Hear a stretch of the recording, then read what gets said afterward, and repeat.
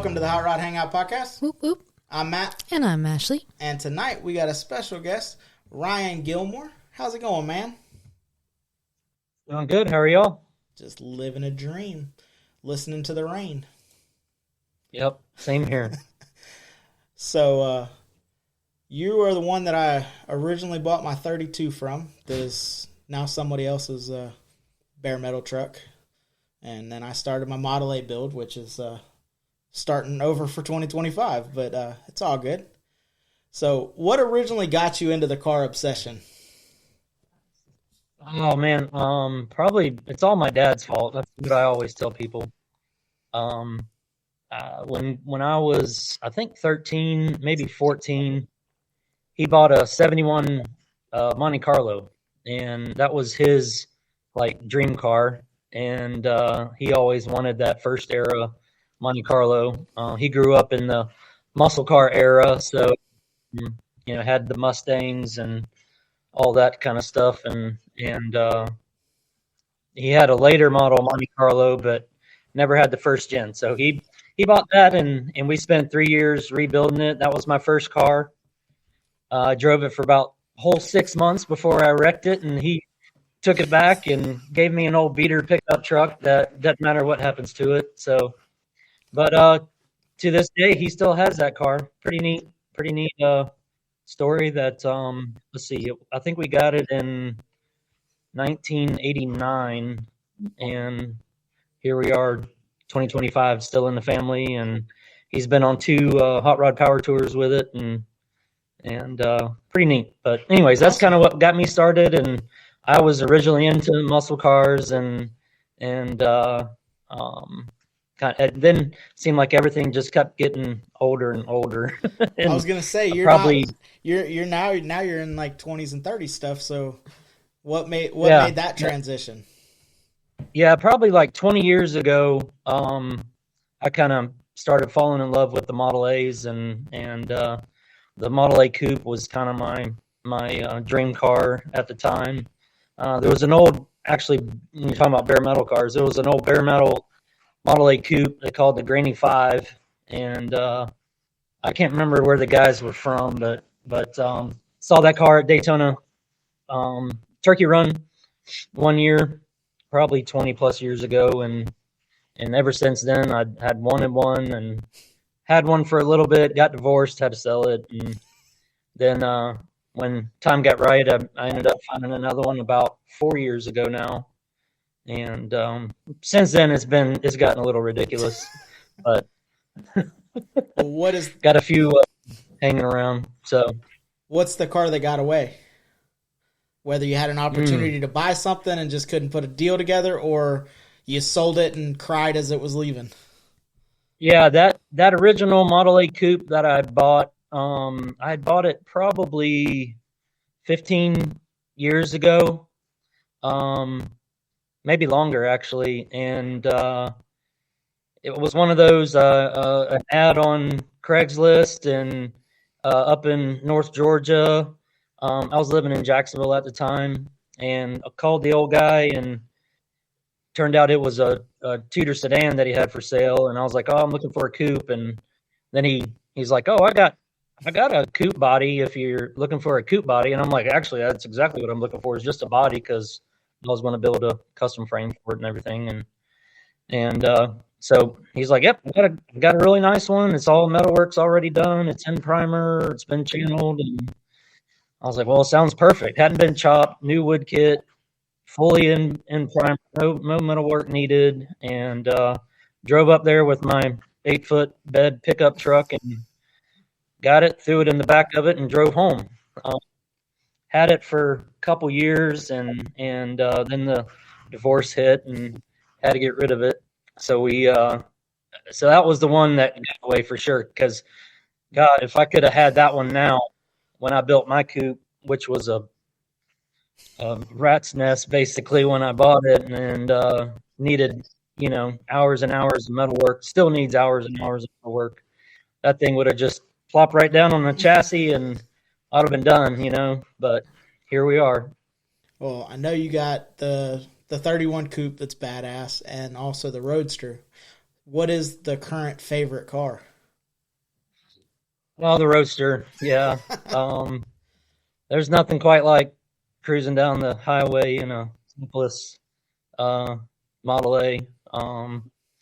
Get a lot of the thumbs up, get a lot of the head turning, and a lot of the what in the world is that kind of stuff, and I enjoy that a lot. I am looking forward. I have caught the fever again with the coupe to get it done. So it's sitting here up on jack stands right now, rebuilding the front end on it. I'm been buying old chrome pieces for the last couple years now to start building it, finishing it, I should say. Yeah. So as soon as I get this front end figured out, I'm waiting on the spring to come in, um, and then I can kind of make sure it's all kosher, and then I'm tearing it apart for paint and chrome.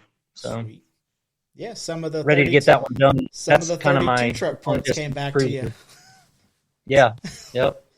Chrome Yep. spindles and drums. Yeah, I didn't want to. It was one of those things that I had it running, and yeah, it's been in primer now for 3.5 years and needs a bunch of work still. But I was having too much fun with it to tear it apart and not have something to drive. So I went ahead and focused on the Roadster the last year or so and got that done. And now it's on the road and back on the road after a transmission rebuild, and now I can take the coupe apart and get that baby. Yeah, that's what the 54, Ashley's 54. I keep saying, like, just let me finish the Model A so we have something to drive, and then we can start on your car. Because not having something to drive and having a podcast that tells you to drive your shit, showing up in a daily wouldn't be cool. So, Exactly. You just took a road trip up for Trog, and you did a couple shows or a couple events during that trip, wasn't it? Yeah. Yeah, I got to go up to the Old North State Invitational up in Winston-Salem, North Carolina, which this was my second year there, last year being my first, and man, what an event. Those guys put on a hell of an event. They limit it to like 100 cars, and it's 100 cars of 100 of some of the best cars in the Southeast, and past that it's 100 of the best people in the Southeast. Just wonderful people that attend the show, that put on the show, that are involved with the show. From the Friday pre-show cruise, the event itself, great venue.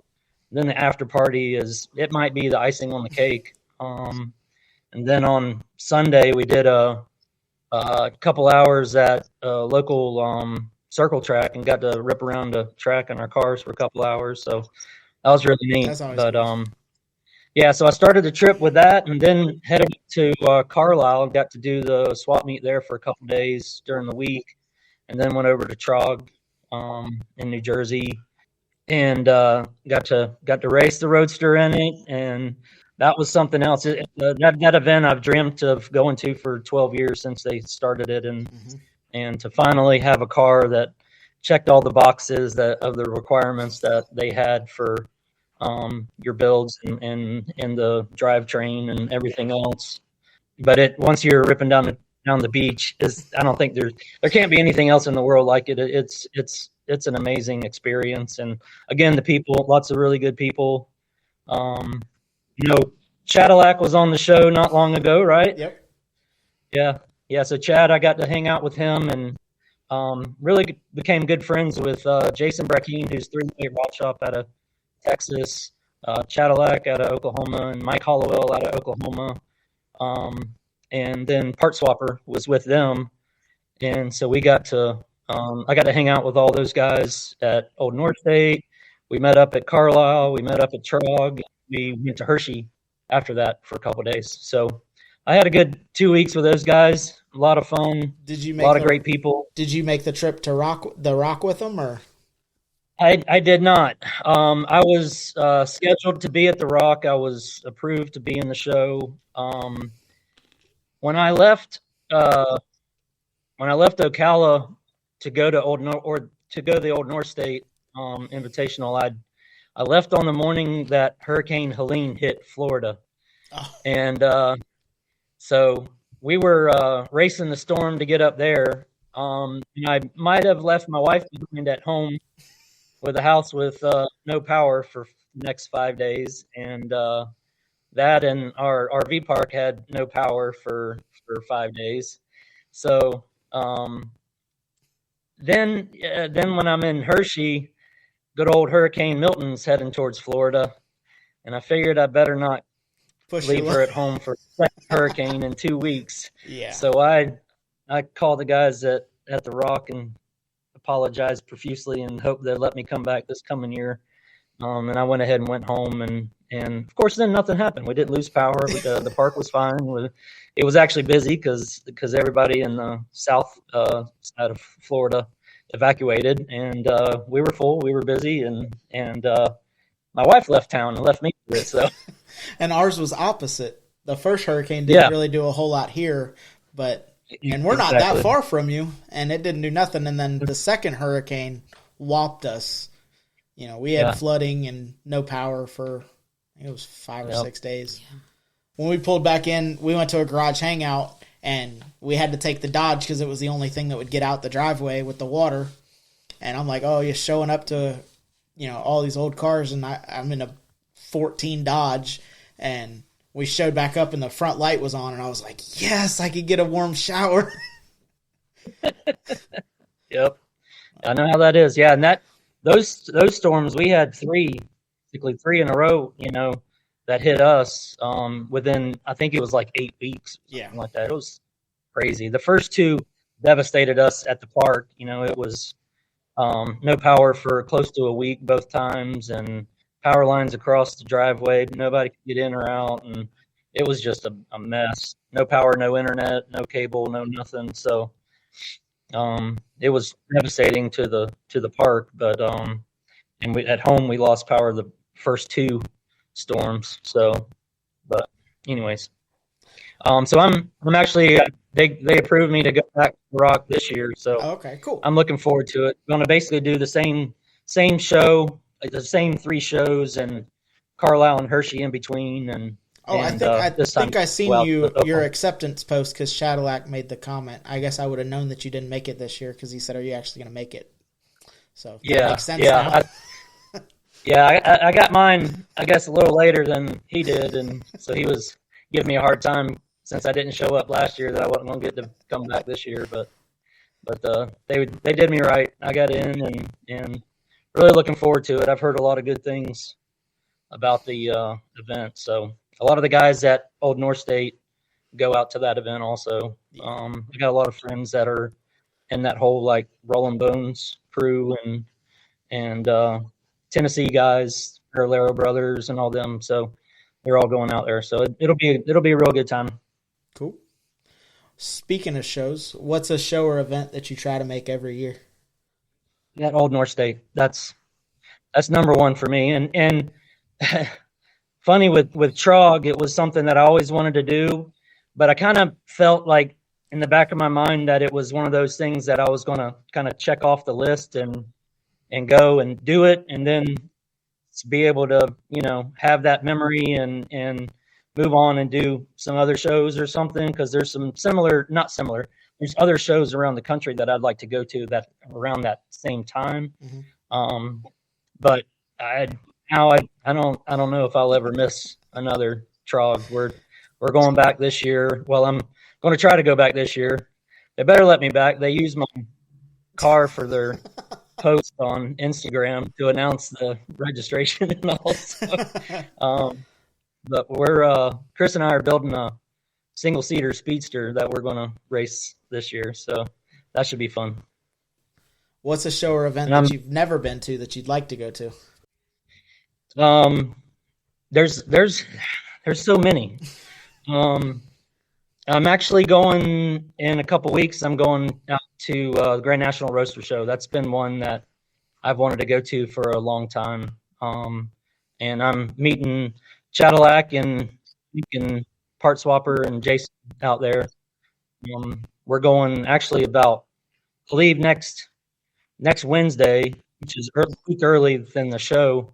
But we're going to go up to Turlock and hit the Turlock swap meet, and then hit all the shop parties and open houses that the big shops out in California in that area are holding. So looking forward to that a lot. And we're going to do live swap meet from Kennedy Brothers also. So that'll be neat to be there helping swap her out. So so that's one that I want to go to.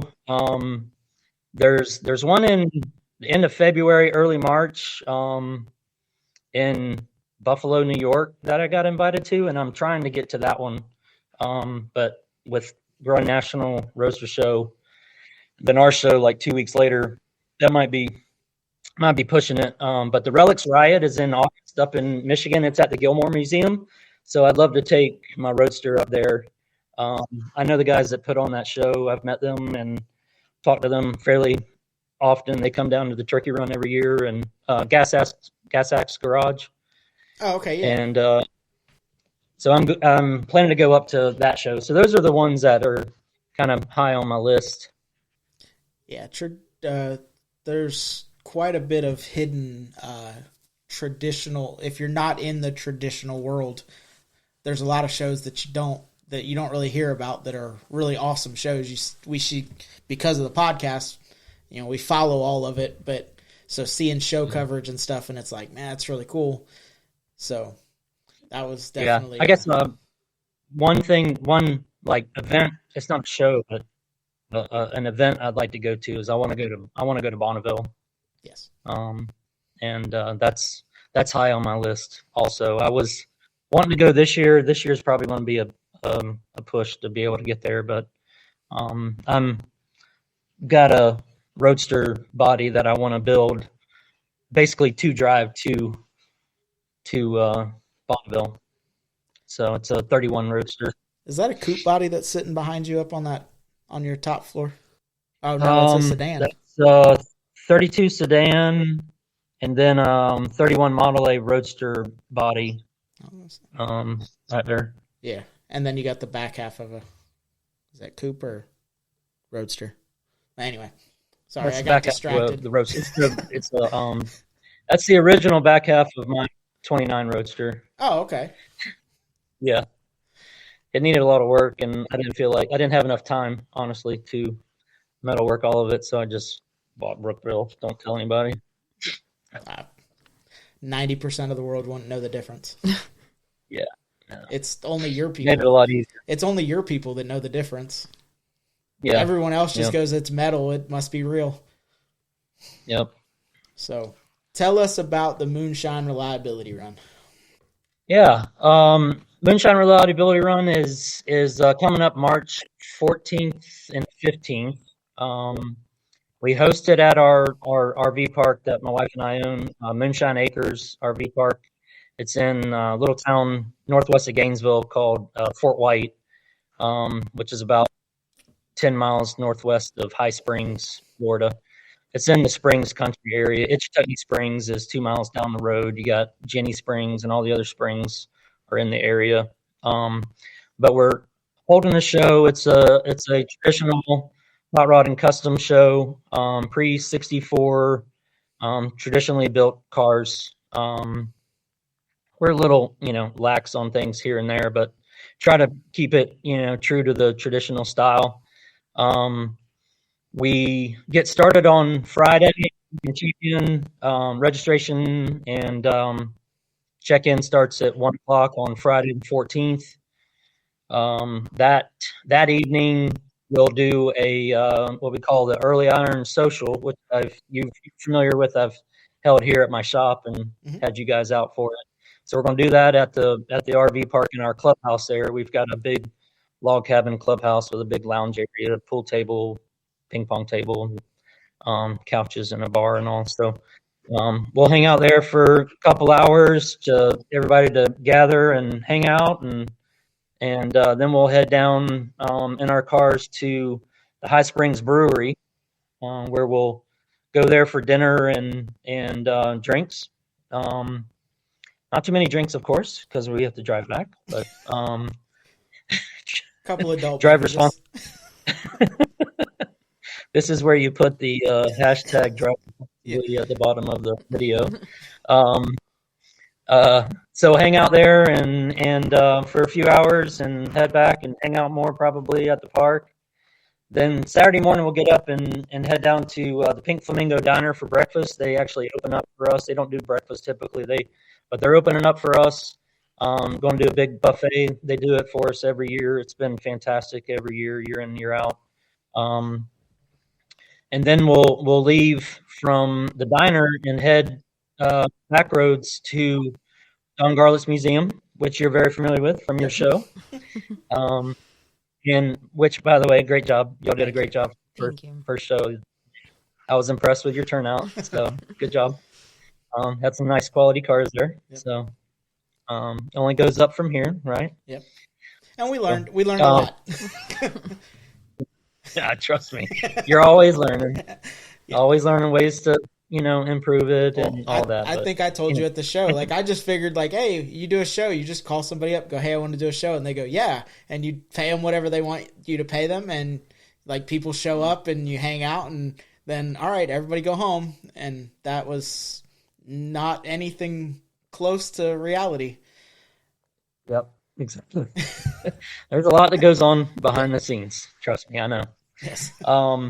So we'll leave the diner probably around 10 o'clock or so and cruise down. We have a route already kind of figured out. It stays off the interstate, so it'll take a little while. It'll be a 75-mile cruise through the back roads of Alachua, Levy County, and into Marion County. So it'll be a nice cruise, nice scenery and all. We get down to the museum, unlike previous years where we've done the run to the museum and then we had a car show all day and then came back. We're just going down there and doing a tour this time. So when you register for the show, your registration cost includes one entrance to the museum, which is like a $20 value. Mm-hmm. And we'll do, we're bringing back lunch for everybody also because we'll probably be there for, 4 or 5 hours to go through it. You could spend 2 days in that place. Yes, and still not see everything. So, yeah, exactly. So we're going to do the tour of the museum. One of my club brothers, Chris Bumpus, is the shop foreman at Don Garlitz. He's the guy that built my coupe. He basically built my roadster too. I don't want to give him all the credit. But he's going to actually get us into Don's garage to do a behind the scenes tour, and get to see a little bit more than than the normal, admission would get people. In Don's garage, they have an awesome engine display of about 7 or 8 different race-built flatheads on run stands. They just push a button and they fire up, and you get to hear, this one's built with this cam and these heads, and this one's bored to this and this cam and heads, and so you can see all the details on it and then hear them run, and it's really amazing. So you get to see all that. Don's personal collection, tour the collector car museum, bag lunch in the parking lot, hang out and do that, and everybody kind of gets some time to walk through whatever they want to get, special time to see. They'll have that. And then we'll cruise back to the park, and we'll have a participants appreciation dinner. So your registration fee again includes one free barbecue dinner. So we're having that catered. You don't have to find dinner. You don't have to pay $25 to a food truck or something for the same meal. So we'll have a nice dinner for everybody in the clubhouse. Bo and the Burners are going to be playing live on our outdoor patio, and they'll be there till 10. And about 8 o'clock, I'll have about a dozen different flavors of moonshine for everybody to give a try. So we'll see how that goes. That should make the night really interesting. But then that'll be basically wrap it up on Sunday morning. We've got I talked to JW, who was at your with Donut Envy Hmm. and talked to them about coming out Sunday morning to offer breakfast to everybody on their way out. But it should be a really good time. We've got camping available at the park. You can primitive tent camp. Bring a tent and put it on one of the sites which have water and electric. So you can plug in a air conditioner. You can plug in a heater, whatever you want to bring with you for your tent. You can also rent RVs. There's a couple RV rental websites where people rent their RVs out, kind of like an Airbnb. They'll deliver the RV to the site, set it up for you, leave it unlocked. Basically, you got a place to stay, and you just walk in and use it and take good care of it for them. And then on Sunday when you leave, you let them know you're done, and they come pick it up and clean it and all that kind of stuff. So, um, and we also have a couple host hotels in Alachua, which is about 15, 20 minutes away. Hampton Inn and the Holiday Inn.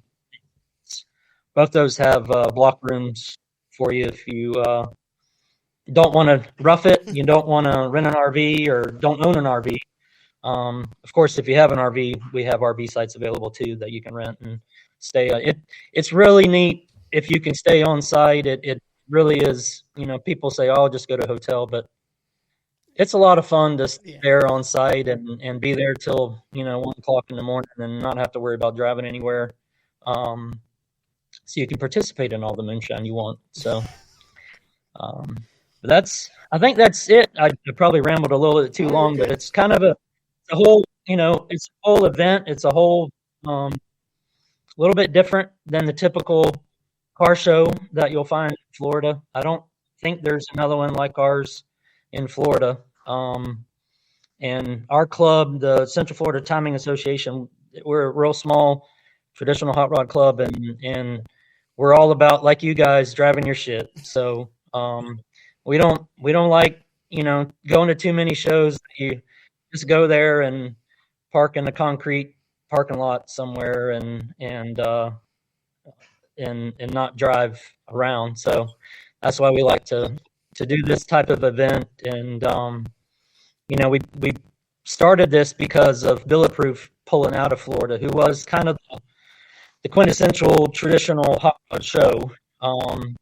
Very particular about the cars they let in, and trying to continue that car culture here in Florida, but put our own little spin on it by making you drive your stuff. So Yeah, we the difference of when we first found Don Garlitz and figured out how to make that happen.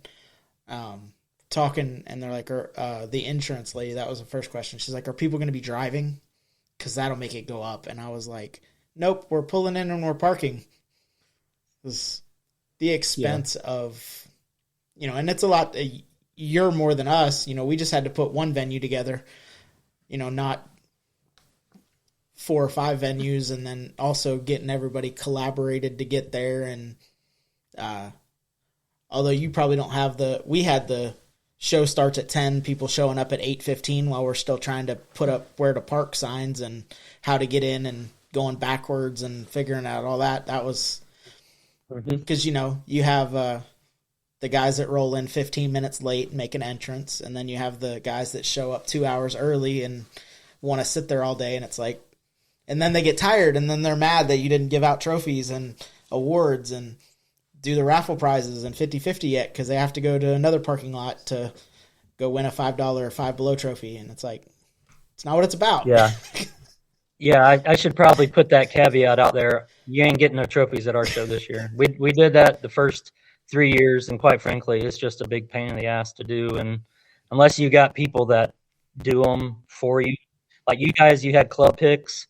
Yeah. That makes it a hell of a lot easier. But going out and buying or going out and building, your own, it's a pain in the butt. It really is. And most people nowadays, I'll tell you, if you're looking for a trophy from a car show, you're not the right guy for our show. So, well, that was, we were going to build trophies like the rest of, like our our sponsors and advertisers built trophies, Mm-hmm. and Mm-hmm. we were going to build trophies. And then I'm like, well, the one show, and it's the other side of y'all's coin. You're traditional. We're a little more on the rattier side. The Bad Apple in Daytona. They make CNC apples. They just paint them different every year. And I'm like, well, I kind of would want to be able to duplicate it. So I'm like, well, if I build a trophy, the fact that I'm not going to be able to duplicate it year after year. So that was why we went with the skateboards. And Yeah. No, but then actually, I love that. That was awesome. and then the I club did. I picks and stuff really like like that. They build their own trophies, and you kind of get that was the one thing I wanted when I set out to do the show was, one, we're trying to get everybody involved, and two, it wasn't about the trophy. I don't want, the reason that we only gave out 3 was because, and there were 3, the only one of them was like real subjective, and that was the podcast choice. All the rest of them, like furthest driven, that's pretty easy. Where'd you come from? Yeah. I didn't, at the time when I said furthest driven, I didn't know that Randy Jackson was going to come from Oklahoma and Missouri. He had mentioned he might, but then I was like, oh, okay, we'll just do this. And I was thinking, we're going to get somebody from 5 points from down south or something, maybe. But I didn't even know. I was like, it might just be me and Ashley hanging out in Don Garlett's big field by ourselves. Our mom and dad showing up. They show up for everything. But I was like, my friends are going to support. That's it. And so I was very, very pleased with the turnout. And we're doing it again, January 3rd. So, and we're now starting earlier, so we'll actually be sane. Yeah, yeah. And we know. I recommend that. I'm the worst. I'm a procrastinator, unfortunately, and every year I say, I need to get started, and I don't, and then here I am 2 months in advance putting out registration announcement. So it's do it earliest as you can, get it out there, and but you've been working on it, even though you haven't put the registration out. You've been working on it for longer than that. Getting, Don Garlett set up, getting your social set up and stuff like that. So we didn't know. So I'm like, oh, hey, Johnny, design me a logo. Well, when do you need it by? As soon as you can get it to me. He's like, when's the show? January. He's like, okay, I'll get it as soon as I can. Because we didn't know how long it took. We didn't know the cost of everything. We didn't, and fortunately for anyone that didn't listen to the last podcast, we were able to donate $200 to the Ryland Strong Network. So that's awesome. Great. Congratulations. And, I hope to do better next year and be able to, which the one thing that we're going to pick a better, not better, I don't want to say better, pick a more known charity, because a lot of people ask, like, well, what's Ryland Strong? So if it's something that connects y'all, then it's understandable, Well, it was kind of a nod. The podcast that helped us grow big was the Texas podcast, Hometown Hot Rodder. He's on the board for the Ryland Strong Network, so it was a nod, and I thought he was coming. So I was going to have somebody from the board there and be like, you can tell everybody. Yeah. But he bought a racetrack, and it rained for 4 weeks right before the show. So, wow. But so what's one piece of advice that you would give somebody if they're trying to get into the car culture? Go to events and, find people that have cars similar to what you like, I guess, at the events you go to, find what you like if you don't already have a real particular keen interest in something, but and then talk to them. Most of the time people are very open to talk to you about their cars. People love talking about the things that they love. So if you tell them, how much you love their car, more than likely they'll now spend the next 2 hours chewing your ear out about what it, why it's so great. And ask questions, get on message boards. I learned a lot from being a member on the Ham and which is a message board for traditional hot rods and customs, and then following the right people on Instagram, watching YouTube channels, all that stuff is ways to learn and you know find you something and try to do it yourself. Trial and error. Watch YouTube on how to do things and then go do it. Because a lot of it's easier than you think. Oh, yeah. So And a lot of times, that's very good because a lot of times people get uh, paralysis by analysis if you're trying to do it all by yeah, yourself, and it hmm turns into you have so much work. If you could take it into smaller pieces or find knowledgeable people, because yep, I mean, back when hot rodding like first came around, it was one buddy was really good at body work, one guy was really good at painting, this guy was your welder, this guy do this, and you would just swap cars around, and y'all all had cool shit because yep, it wasn't guys building complete cars in their garage by themselves. It was the buddy. You yeah. hanging out with your buddies, having an adult beverage or 12, and throwing wrenches and cussing at shit together. Yeah, exactly. I've become friends with some great guys that are very talented. Chris is at the forefront there, and I got a buddy of mine in Jacksonville that's excellent. And I've leaned on those guys a bunch, and uh, I painted my Roadster. It's the first time I've ever done paint and body work on a car. Painted my Roadster myself. I leaned on my buddy Joe up in Jacksonville a bunch on how to do that, and he was nice enough to answer all my questions, and even late at night. So I'm the worst about texting people at from the shop. How do I get this to work? What am I doing wrong? And those guys usually get back to me the next morning, but they're really good about getting back to me, and um, so it find the right people, make friends with the right people. Um, I, I know my limitations. I I can disassemble a car really well.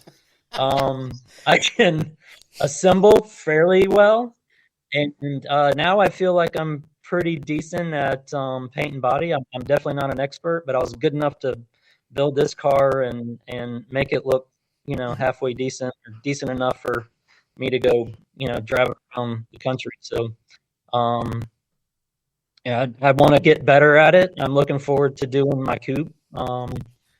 And but when it comes to engine building, transmission building, rear ends, chassis building, I'll let Chris handle all that stuff and feel confident.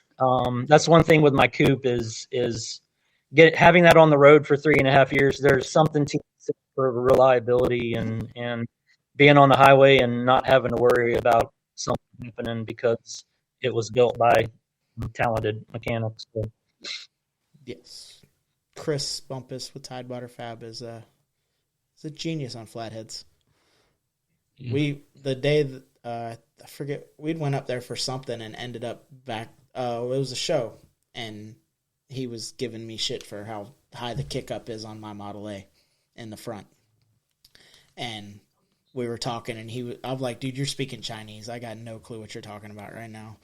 And it was just that. It's, he's read the books, did all of that. And, it's like you become a student of the game and you learn. And every opportunity to listen and hear stuff, you learn a little bit of something, and then you get to apply it in the next venture. And if it goes haywire, you reach out to your buddy that told you the information and say, hey, I probably heard that wrong. Run that back by me again. Yep. So, Ashley, go ahead and hit us with the dates for the rest of January, February, and then obviously end it with the moonshine. Okay. Well, I think we're just about done with with January. Yep. So February 1st we have the Groundhog Gala at in Sanford, and then February 16th is our cruise in Inverness at the Chili's, and then last but definitely not least, March 14th and 15th is the Moonshine Reliability Run. Up in it's starting in Fort White. It's not going to be there the whole time, but it's starting at Fort White, and registration's now open, right? Yep. All righty. All right. Well, before we run through our sponsors, is there anybody that you want to give a shout out to? No, I guess our sponsors for our show, if I could give them a thank you, Old Yankee Speed Co. and Millworks Hot Rods out of the Northeast. They've offered to help us with a lot of stuff. Saltworks Fabrication out of Sarasota. And Cadillac Designs is sending us some stuff for the raffle and swag bags. Hope I'm not missing anybody. I don't think I'm missing anybody else. If I am, I apologize. Well, you can shoot the information over to Ashley, and she'll make sure she puts it in the show notes. So if you did forget some, they're in the show notes below. But make sure you check out BP Customs on Facebook. Check out Throttle Attic using a code word HOTROD for 15% off. Go check out Johnny Jalopy on Facebook, YouTube, and JohnnyJalopy.com. And go show some love to Low Income Clothing, Low Income Photos, and Brahmagan Media on Facebook and Instagram. Make sure you go show Wrenching for the Future some love, Facebook, Instagram, and TikTok. And be sure to go check out Ty Blends from Top Notch Barber Studio on Instagram, or Ty Blends 1 at Booksy.com to book an appointment. Hell yeah. Yeah. Well, till next time, guys, get out, drive a shit. See ya. Later.